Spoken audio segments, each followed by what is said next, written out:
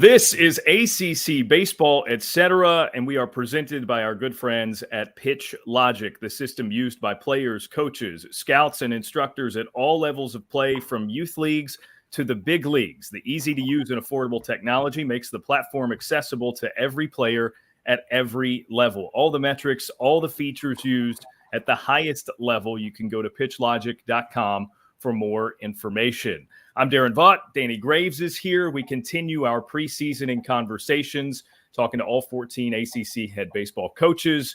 And with that, we welcome in Link Jarrett, entering his second season at the helm at Florida State. Link, good to see you. It means one of a couple of things. It means that warmer weather is on the way. I know you don't really have to worry about that as much in Tallahassee. But it also means the season is near. So that's all good news to me, and I hope the offseason and the preseason here have treated you well. Well, first, thank you for having me, and thank you for what you're doing for college baseball and the Atlantic Coast Conference. Yeah, it's exciting. You're 8 days away. You know, you go through the recruiting, talent, warfare, acquisition process that's so unique. I would imagine many coaches have talked about that with you in the transfer landscape that we're in. So you're starting to we're onboarding 26 new players. I've never done that. I've been coaching for 25 years. You might get into the upper teens in a weird, crazy draft year, but 26 guys is a lot, 13 transfers and 13 freshmen. So the acclimation for them to what we're doing, our system, what it's like here, this campus, the environment. We have our leadoff social event this evening. So they're starting to taste true in-season feel, and the weather has been, knock on wood, it's been nice. It's going to be 65 degrees and sunny today, and I'm afraid to look like to next Thursday, Friday, when all of a sudden it's going to say 43 and drizzle and a north wind. So I'm just going to ride with it. It's not, you can see the sun over there behind my logo. So we're in good shape as far as that goes. Obviously the last week with the passing of 11 has been a very difficult time here. He had such an impact. You can start within the confines of this stadium and what he did here. You can go regionally, and I think you can go nationally, and everybody that had an experience with him probably would tell you the same thing initially, that it's the presence and the class, the way he carried himself, his thoughtfulness. Like, as you go out and work back, I think it starts with that, and you guys clearly experience that. When you bring it back home, his mentorship to us, just because of him, how he treated us as players, the combination of the pushing of us versus the building confidence and the trust that once you proved to him that you were capable of handling his way and his system, the trust level really went through the roof. It was a unique balance that he had. You watched him as a husband, as a father, a grandfather, and we all learned so much about his intrinsic way of handling his roles. And I don't think this was not a daily conscious effort to tell us what was right and how to do things. It was just him. And I've said this on a couple of my other interviews. He had it. He had the charisma, the personality, the style, the temperament, the work ethic to lead naturally. And I'll never forget that. And I'll talk about it tonight. Some of our closest supporters will be at this event tonight, and I'll share that with them. And I'll tell some stories. And all of us had kind of the imitation of his voice. Danny, you probably have it. You guys probably have that. Danny, that's a good breaking ball you got. They always say imitation is the most sincere form of flattery. And all of us as players, and I would think even some that did not play for him here, have that way of reflecting and thinking about him. And he's the best. Like, he was the best out there in terms of putting the team in position to win.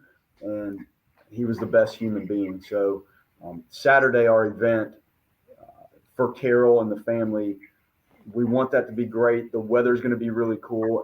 And I think we're going to find so many players that work their way back here for this. And, I want it to be a special day for Carol they wanted to have this event on the field, and we will do that. And it's going to be a beautiful moment for everybody. You know, real quick, that we played so many years against each other in college, Link, and I can remember when I first got into this side of the business, in the media side, and I saw 11 for the first time since the college days, and he said, "Dadgummit, I am so glad that you ain't pitching against us anymore." Like, you know, the voice, and he just made people, whether you played for him or not, like, he made you feel important. And that was what was so special about him. And I know you have so many stories, and you probably want to save them all for this weekend, but is there like one like special moment that you can think of that you can tell us about him that impacted your life as it has?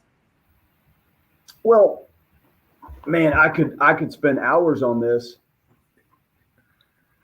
I think giving me a chance, and in his office here, my recruiting took place. I mean, think about this. I'm a high school senior with a couple opportunities. The University of West Florida recruited me, and Mercer recruited me. And from the time I was 5 years old, all I wanted to do was play here. That's it. And I waited and waited and hoped. And sure enough, the draft affected them firmly. And it turned into a situation where they needed an infielder. And I think 11 had just watched me locally for long enough to know that I wasn't good enough to recruit like early. But if there was a spot on the team, man, let's give this guy a chance. And that is what stands out the most. He had never put a freshman at shortstop in his career as a coach until I got here. And it was, again, it was probably a reflection of what happened with the roster in the draft. And there were a couple guys, and I was one of them. And finally, he pushed us so hard and pushed me so hard. And when you realize that you had earned his trust, it was just an amazing feeling. But giving me the chance and knowing his style and what he wanted really out of every position. Chris Hart, who actually recruited and coached my son JT at NC State, he'll be here tomorrow night. To tell you how specific 11 was about what he wanted out of the players at positions, I was here 1 year coaching, and I work with the infielders. And I'm not sure he had ever really turned the infield over to anybody. And Chris Hart came in as a catcher, could play third base, but was kind of a heavy-footed middle infielder with some great savvy. And the way he coaches, like his team, their savviness, they instinctive, that was him, not the fastest guy in the world. Well, we were trying to get Chris to learn how to play second base. And 11 always wanted the second baseman to get to the third base side of the base on these double play pivots. That's the quickest way. I don't want to hear about the backside, the right. You go to the far side of the bag. That's how you do it. And you step to the ball. So we're out there, and I'm watching Hart, and I'm like, okay, if we want to play here for double play depth, Chris is not getting to the bag and getting to the far side of the bag on some of these balls that are hit really hard, and the third baseman's throwing it, and he's fighting to get there. And I said, Chris, I think if it's hit hard and you're scrambling, maybe it's better if you just settle on the back of the bag and kind of just break down and use that base to kind of just bounce and ride back and turn it that way. It's fine. People do it. I did it sometimes. Ideally, if you can get to the far side of the bag, do it. He's like, Link, I can't get over to that other side on time. I'm like, 11. Hey, I just was with 11 one-on-one. I said, I've been working with Chris. Getting to the far side of the bag is tough. Like he's fighting to get there on some of those hard hit balls, and he can't control necessarily when Eddie Martinez Esteve or Steven Drew feeds him. I'm trying to get the tempo better for him, but he can't really get there. Let me just tell you one more time. When you turn into double play, you're going to get to the far side of the bag. 11. Look, I understand. Like in a perfect world, I get it, but he's not as quick as Zetch or Drew, and he can't quite get there. So it's okay if he's on the backside. It's fine. Obviously, if he's there, we have plenty of time to turn it. We're not in scramble mode. He's going to catch it, move his feet, and he's got enough arm to get it over there. He said, all right, the last time I'm going to tell you, he's going to get to the other side of the bag. Do it. I said, all right, 11, we'll go back out, and I know we got another little round of this. We'll try it. He's like, I'll tell you what, I got it figured out. Chris, go on back to third. He's like, that'll solve it. To kind of prove his point. Like, and it was beautiful. And we were laughing about it, but that was kind of his moment of like, this is how we do it. This is the right way to do it. It's the way we're going to do it. And you're going to get the players. He always said this, and I've talked to a lot of greats about it. He wanted to be sure as a coach, you were getting the players to do what we wanted them to do. And that's a great story and example of something that he was so adamant about. And that's why he won at the clip he won at. There were little details of this that he was not going to settle in, and he wasn't going to adjust. This is the way it should be done. Off we go. You teach him to do it. We'll figure it out. And that's just a good one. And Hart's coming to town. So that's one that we'll talk about Friday night. And, but that's a good one, man. He knew himself, his style, his practice planning. I spent a lot of time with Tim Corbin, and Tim's practice plan is probably a little bit more like mine, where it's every second and the detail and the spacing and the timing. And when we're done with this period of time, we're going to the next drill, and we're not stopping in the middle of the drill, and we're moving to this and we're moving to that, and we transition. 11 was the opposite. And Corbs and I spent about 6 hours in Asheville in a hotel lobby, just hanging out, talking about this. And it was fascinating to me how amazed Corbs was at the fact that if we had a practice plan, it was bare bones, if any. He said, I'm going to do at practice what I want to do at that moment. I've got in my mind what I want to do today. But if I want to continue to do that, that's what I'm going to do. So he had just great feel. And if he wanted to stop in the middle of it, we would stop in the middle of it, and he might stick with something for 10 minutes for 2 players. And then when he felt like he got it, then he would move on. So knowing your style and personality and how you want to do it is what he was so, amongst other things, so good at. And everybody's got their way of doing it. And clearly, it was amazing to watch him do that. And it was here, and the emotion and the push of instruction and really moving you along to become a better player, combined with being one of the guys. Like he was still one of the guys. Like you wanted to hang out with him, and I never got to golf with him. And all those years, I was away from here for 20 years plus. So it wasn't like I was just here, but that's the one thing, if I could have made that happen along the way, I would have. He's just one of the guys, man, just beautiful. Yeah. Really appreciate you sharing that. Obviously, we know it's been a heavy week or so for you personally, for everybody associated with the program, and you guys. You said you guys are expecting thousands there in Tallahassee for his celebration of life yes. this weekend. Let me use that to sort of parlay into talking about your 2024 Seminoles. This is a program, obviously, that in the first 10 minutes we've been talking here, it's obvious that it means so much to you, right? Like this is a dream job. Learning from 11 and building a coaching career of your own. I'm just curious for you to compare and contrast your styles. Like, what did you take from him that you use today, and in what ways are you maybe different? Well, I think his fundamental belief in the pitching and defense aspect of things that can keep you in games and allow you to win at a high level is, can you pitch and can you defend? So that's very, very ingrained in me. And then as you move on out of playing and, you play pro ball and you start in coaching, you're almost consumed with what allows you to keep your job if you're recruiting and running the hitters at Auburn or East Carolina. Like you're trying to make sure that your assistant role creates the best group of what you're charged with positionally. So when you're running the hitters and the offense, and you're a little bit more consumed with, all right, what works for the hitters? This swing, the short game, the base running, And then you become a head coach. When I got my head coaching job at UNCG, then you're back to the holistic. It's the pitching and defense that really keeps you in these things. And then the offensive side of it, you hope against these frontline arms that you face, you find chinks in the armor and you have a good approach and you have ways to break down and punch through against teams that are equally as adept at the pitching and defense. Like, you have to have an offensive personality. You have to have offensive variety.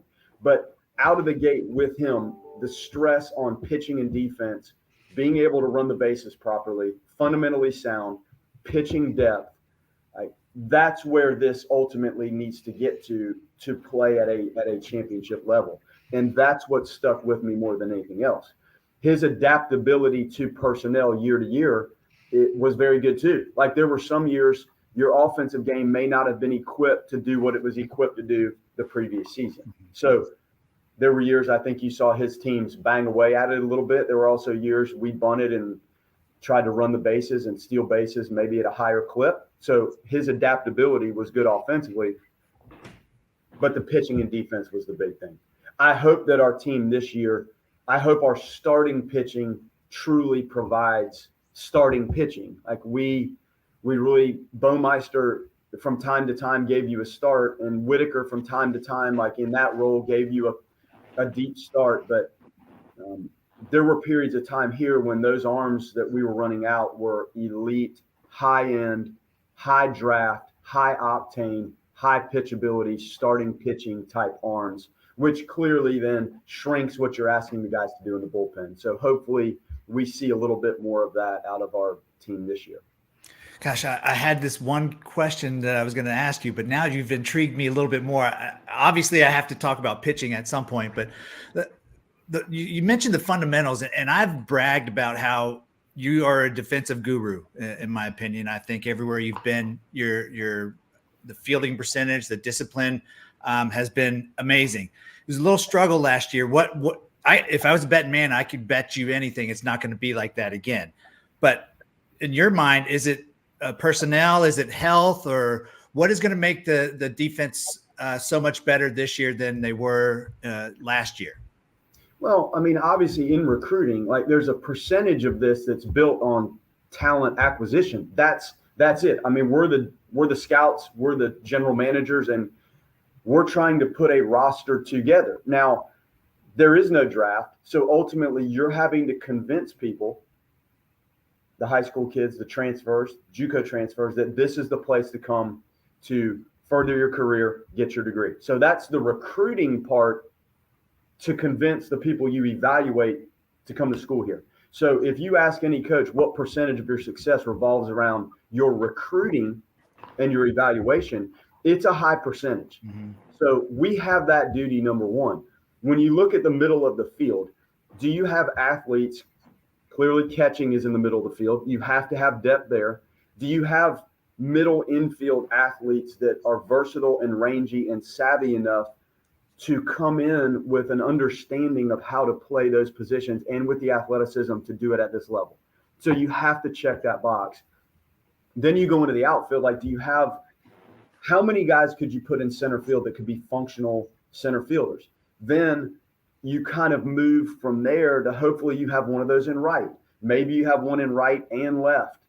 And there's one spot I feel like that you can hide somebody, and that's the designated hitter spot. So if you look at that one spot as maybe a competitive bat that may not be one of your better defenders, then that's probably where that athlete belongs. So how quickly you can streamline your team so you can disperse from the middle, that's where you want to go with it. And, you know, last year, Nander DeSatis, who played second base, wasn't even here until right now in the preseason. So we were just a little shorthanded, to be honest. And with the coaching change, when something like that happens, and as late as I got here, there wasn't anybody really here to handle the transfer cycle that occurs from the end of May through mid-July, really. So we hope that we have upgraded with a combination of freshmen and transfers, the middle of the field athleticism.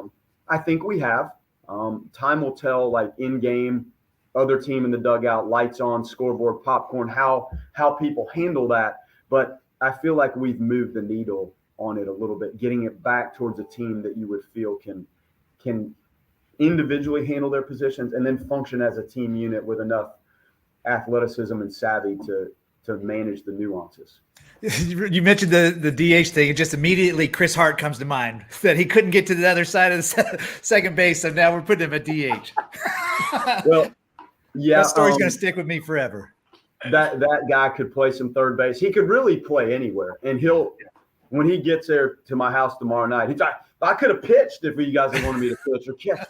So he was something, and his instincts and like way of doing it, he was a good example. Now, again, like just the raw speed and foot athleticism and bounce and range, was it suited to be in the middle of the field? No. But you move that guy who was flirting with it to third base, and you have a really heady third baseman, kind of like Cam Smith. Cam Smith was a shortstop. Well, Cam Smith, 6'4", 225, 230, and he kind of probably profiles better over there, but he never played that. So now we're going into year 2, and I hope just the transition and learning on the fly of a new position and all the things that come up with it, then you have to trust that those guys we're working with them on the things that allow them to be comfortable as you move them away from the middle.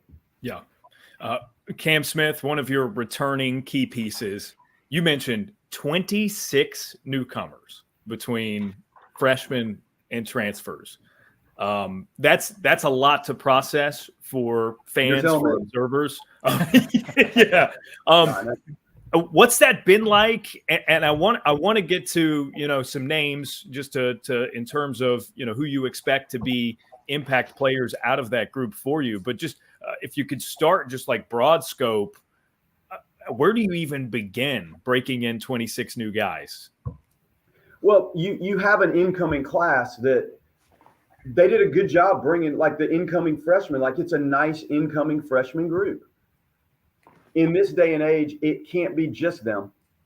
Like it can't be just the freshmen. So then you look at, all right, what junior college players are available? I'm just giving you the timeline that is what's in front of you. This is all you know when you get to, last fall. What junior college players can you sign? What are the chances of getting those guys through the draft? If they're off the charts successful in junior college, are we going to see them? It's 50-50. And we didn't get them all. Then you go into the early summer and you're like, all right, what is going to happen in the transfer cycle? How many spots do you save for that? Pitching clearly, but then what are you trying to do with the rest of the on-field personnel, like defensively, athletically? You don't know when that's coming, if it's coming, when it's coming. Guys just pop in the portal. Like it kind of continued all summer. So how much space do you save in scholarship money? And then you get into this NIL that's a real part of this for these guys. Now it's real. And the advisors and all of the layers that go into it. So you have to deal with the incoming high school guys first. Then you have to figure out when the fall starts, what are the junior college players that you want to try to get, and are you going to get them? And then here comes the portal. So it was in that order that you have to deal with it. And then to top it off, then the draft is in the middle of July. So you do all this. We were probably at 54 plus players, 55, 56 players. I would have to go back and look at my documentation from when we had maxed it out, because they're not all going to make it. And you know that. You just don't know who's going to be drafted high enough to sign, when that's going to happen. Then the dust settles, and wait a minute, the free agents can sign for a longer period of time. So then bang, bang, you lose 2 of those guys, and all of a sudden, man, like this is what you have. So if you've asked the other college coaches, I'd be curious to hear like their detailed take on it. It's the most complicated thing any of us have been through. I would put my money on that statement. I don't know that it could get much more complicated, unless, of course, now you could transfer multiple times. So if So that's what gets you to the point of, all right, is Cam Leiter a Friday night guy as a sophomore? Is Carson Dorsey one of the better left-handed relievers in the ACC? Is Noah Short our sign armor? Is he just a great look for us out of the bullpen that'll help us? Is Gavin Adams that throws 101 miles an hour that we didn't think we would really get through the junior college draft cycle? We got very fortunate. Like, how well is he going to impact us? He's trying to figure it out. It's like a wild bucking horse out in the Montana plains that you're trying to lasso and get the saddle on. You're trying to think. Jamie Arnold, who was a sophomore last year, you guys saw it, lower slot. It's been up to 96 miles an hour, left-handed. Can he take like the steps to become a legitimate starter? Can Leiter do it? How do you use Whitaker? Ben Barrett, who was thrust in there last year as a freshman, just starting against Florida, and like just so many different ways we had to use him, starting in the middle of the week, relieving on the weekend. Man, those are some tough, like, beat up a little bit. Like, you learn sometimes from good stuff, good experience, and you sometimes learn from getting bloodied a little bit. And some of those freshmen that were thrown out there into this last year, they're going to be better for it. Now, what steps can they take? We're going to find out. And then you throw a Max Williams, who was an outfielder at the University of Alabama, Jackson West, catcher that was at Alabama, Drew Farrow, middle infielder that was at UCF. You start to go through the Daniel Cantu, first baseman at the University of South Florida, grad student, big left-handed hitter, 6'3", 220. So you start to say, all right, man, we're 8 days out. What is this actually going to look like when you put all of this into a unit that takes the field for the Noles? And I feel much better about it, truly. But it's, some of these guys are still young and learning, and what does it look like out of some of those dynamic arms when we're rolling through it? You say complicated process. It sounds like a very stressful process to me. I don't know how you guys do it, but I think you're doing an amazing job at it. And thank you for talking about those pitchers, because I was going to ask you about Leiter and Adams. I knew you would. So you got that out of the way. Can you name any freshmen that you think are going to have a huge impact, or is that still kind of in what you just said, that we're still trying to piece things together? Well, yeah, there's going to, like, Cal Fisher is an infielder from Wisconsin that was actually going to go to Notre Dame, and it was sunny and warm, and we kind of convinced him to give this a shot. I mean, talented. Played in the Northwoods League all summer. Like, there aren't many high school seniors that play in that league all summer and played shortstop. He's going to factor in. Matt Saucer, right-handed pitcher, also from the Midwest. It's a good arm. Like yesterday, it's pretty dynamic. Good fastball. So you're going to have some freshmen. Andrew Duncan was drafted in the later rounds. Probably, if you had to race anybody on campus, I'm sure there's somebody right across the street in the football facility that can match him. But I would say on this campus, Andrew Duncan's as fast as anybody. So he's a freshman. So, you have guys, but you don't want them to be thrust necessarily into a role that they're not maybe quite ready for. So you pick your moments maybe with those younger guys, and maybe a Fisher works his way in there. You have Alex Lodis from UNF, who's a sophomore, and Farrow, who's a sophomore. Like, you start to mix the combination of some of those young pups that are going to find themselves in there with the maturity and the experience of some of the older guys. And you hope that those ingredients, when you mix it up, maybe gives you a more streamlined way to develop the young guys and find more experienced athleticism from the older group on the field initially. Yeah. Link, I've got one last thing for you. You alluded to your son, JT, earlier, who I'm based in North Carolina, so I saw a lot of him at NC State during his time there, which is not over. He's now on the coaching staff. You guys welcome NC State there to Mike Martin Field in early May. Does him being on staff somewhere now maybe change the way you guys interact and talk about, the level of detail that you provide when discussing baseball matters? I'll tell you what, I'm sure there's other coaches that have gone through this, but some of those games, when I was coaching against him playing, that was some of the weirdest stuff I've ever been through. And people thought, oh, how neat is that? You guys, your wife gets to sit up there, and Jen's kind of liking it, and the grandpa, and I'm sitting there going, this is tough, because you know what those games meant. I mean, think about what we were shooting for and what they were shooting for, and you're down to some of those series in the final. Gosh.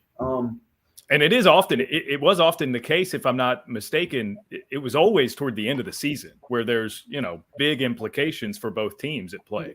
Yeah, it seemed like it. And to think that it came to that is kind of funny, amazing that this is actually happening. And that dude is going to walk through that gate over there, and like, we're going at it today. And it's just like, you have to win these games. But yet deep down, you're like, and is there a way maybe he could like get a base hit and I could actually watch that, and yet it be harmless? And, you don't want it to come down to him, us, like, what happens? What is he like? You just want to go through it. And it was relatively clean, honestly. So that was probably tougher than I think what is going to happen when they roll in here in May. Right, because he's not out on the field now.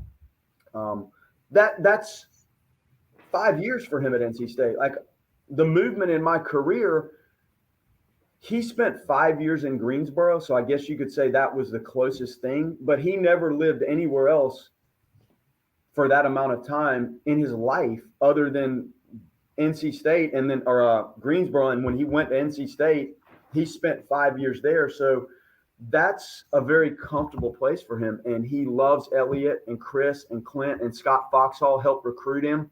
And that was so cool that he got to find himself back in a spot that is comfortable with a job that, quite frankly, these jobs didn't exist in college baseball 10 years ago. But you guys pushing the sport and the visibility and the finances of it, it's neat that these jobs are available for young coaches. I will say he was at Gulf Coast Community College for a month. Tyler Younger onboarded him. He's like, Dad, I'm doing the recruiting at Gulf Coast. I love it. I'm going to learn how to do it, take care of the field, coach, recruit. Perfect. Moved him in. I said, JT, you know what, buddy? I'm going to give you all. Let's go. Here's some good infield stuff. Here's all the base running drills. Here's what you look for recruiting. I gave this guy PowerPoints and spreadsheets and all these documents and everything. Here's presentations on hitting, presentations on what you look for in pitching, presentations on how to run the team. And all of a sudden, he's now at NC State, and part of me, man, I need to get that guy's computer and whack that stuff out of it. That is awesome. It was like, go get him, JT. Here you go, man. Just take this stuff and run with it. And that's what he's doing. That's great. That is beautiful. It is beautiful stuff, I will say. Like, just as someone who was kind of covering some of those games where you're coaching against him, and it's just cool. It's really cool to have your son now in the same line, right? It's always been sort of a baseball passing of the torch. Now it can be a specifically baseball coaching passing of the torch. So it's got to be cool for you. And I could not find a house here, and all of a sudden, like late summer, when we were moving, a house popped up. My wife's like, holy cow, like that's kind of what we're looking for. I know it's a little, on the outskirts of town, but gosh, it's perfect. I'm like, that looks great. Look at that. How did that just pop up? It was Mike Bell's house. Now, when Bell left here, he built this house. His wife picked out every color tile, counter, window, all of it, paint. They built it. He was in it for 5 nights and sold it. So the family that bought it from Mike, all of a sudden, just this thing just randomly popped up. And I'm like, Bell, look at, he's like, Link, that's my house. And I just told the realtor, Bell's the most meticulous guy on the planet. Like, so I know this thing was streamlined. And so this weekend, Mike Bell will stay with me. In his house. Chris Hart's going to stay with me. So Chris Hart's going to be in JT's room. Bell's son's going to be up top in the little loft bonus room that they built. On the wall, my wife put together a collage, and JT had this amazing game against Pitt in the ACC tournament. And some of the photos on this collage are him hitting this ball down in the left field corner, like a game-winning triple, and scored and good. So on the wall are the pictures of JT beating Mike Bell's team, and Hart's in there, and next door in the room is Bell. And you can't ever think that this would actually happen. How cool. There you go. How cool. That's a little eerie right there. It's nuts. It's happening. Yeah. Link, you've been really gracious with your time. We know it's a busy time as you get set to welcome those who are looking to celebrate 11's life there in Tallahassee this weekend. I know, obviously, we'll talk more about your team as the season progresses. Fitting that we spend a lot of time talking about Mike Martin, who was so great to a lot of us here in college baseball and in the conference. So I'm not upset that we talked, a little bit less about your team. There's plenty of season to get into that. So we appreciate your being forthright with it and sort of bearing your soul a little bit for us, because we know it's a guy who meant and continues to mean and will mean forever a lot to you in the Florida State program. So, Link, thanks again for the time. Best of luck as you guys enter this weekend and then the beginning of the 2024 season. Thank you, Daron. Danny, I appreciate it, man. I enjoyed it. Thank you, guys. Thanks, Link. Good luck, buddy. Bye-bye.